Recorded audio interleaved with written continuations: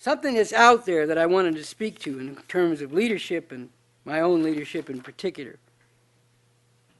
is I know this goes on in whispers, or some people say this among themselves if they don't always say it out loud.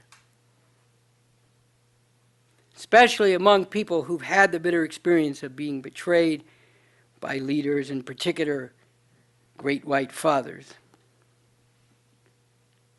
They say, B.A., why do you have to be white? Why couldn't you be black or something? Now, I used to get this back in high school. Back in the days at Berkeley High School where I went to school, my black friends would often say to me, Bobby, that's what they used to call me back then, Bobby, it's a shame you're white. You would make a really great brother. Now, I've always considered that the highest of compliments. But here's the thing. If I were black, I wouldn't be Latino. If I were half black and half Latino, or part black, part Asian, part Latino, and part Native American, and still from America, I wouldn't be from the other parts of the world that are dominated and plundered by American imperialism. I wouldn't be Bangladeshi or Iranian or Arab, for example. If I were male, I wouldn't be female. If I were female and straight, I wouldn't be gay. And so on, and so on, and so on. And where does this end? And really, what is this all about? Once more, we're back to the question, what is the leadership we need? Well, that depends on what we're striving for. It's back to the big question. Why are we in the situation we're in today? Can anything be done to really change this? And if so, what is that change? And how can that change be brought about? To put it another, perhaps simpler way, what is the problem and what is the solution?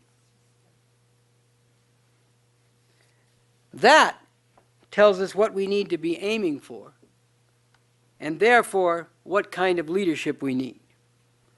Now, as a matter of fact, what I am today is in very important ways and to a very great degree the result of the influence of black people in their struggle, although there have been other influences that have also played an important part in my development.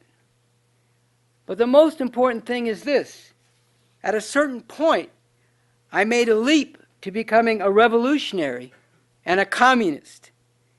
And that is a leap that people, more and more people, have to make who want to see an end to all this madness and want a whole new liberating reality for humanity.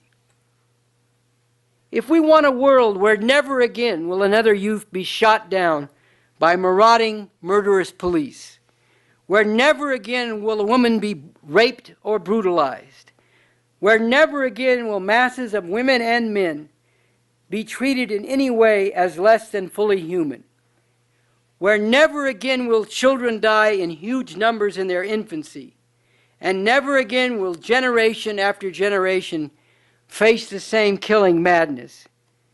If we want a world where all this is finally ended, along with 1,000 other outrages that seem so much a natural part of the human condition, but in fact are totally unnecessary at this point in human history, we need communist leadership, the most advanced, seriously scientific, and far-seeing communist leadership we can get.